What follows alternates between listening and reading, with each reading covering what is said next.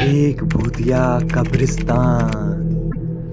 एक बार की बात है, केरल के एक छोटे से शहर में सुल्तान नाम का एक डरावना कब्रिस्तान था।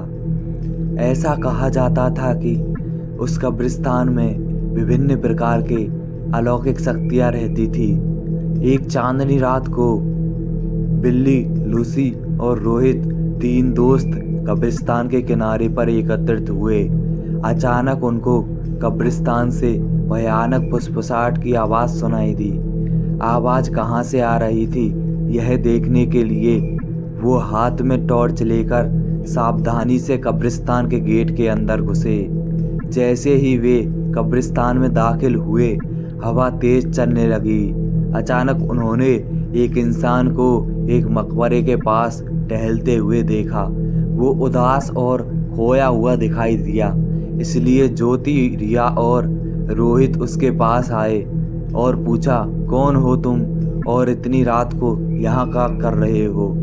तो उसने जवाब दिया कि मैं एक आत्मा हूँ और मेरा नाम अकबर है।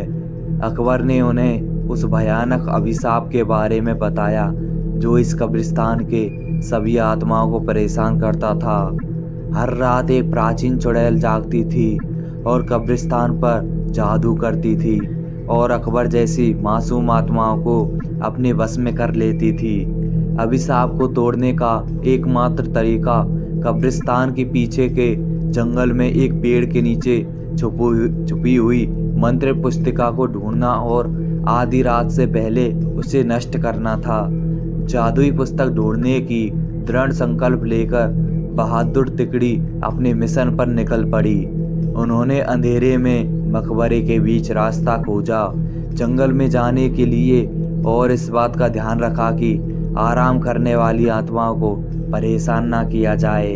रास्ते में उन्हें बोन्स नामक एक शरारती छोटे कंकाल का सामना करना पड़ा, जो उन्हें जादू की किताब खोजने में मदद करने के लिए तैयार हो गया। वह कंकाल उन्हें एक पुराने आम के पेड़ के पास ले गया और कहा, इस पेड़ के पत्ते सब अपने पास रखना। अगर ये पत्ता तुम्हारे पास रहेगा तो वह चुड़ैल तुम्हारा कुछ नहीं बिगाड़ सकती और ये पत्ता तुम्हें जादुई किताब हासिल करने में मदद करेगा। यह कहकर वह कंकाल वापस कब्रिस्तान की तरफ चला गया। आम के पत्ते को अपने हाथ में लेकर तीन दोस्त जादुई किताब ढूंढने लगे। बहुत ढूंढने के पश्चात जंगल में एक झील के अंदर उन्हें चमकता हुआ कुछ दिखाई दिया। रोहित को तैरना आता था, तो उसने झील के अंदर जाकर वह चमकता हुआ बॉक्स ले लिया।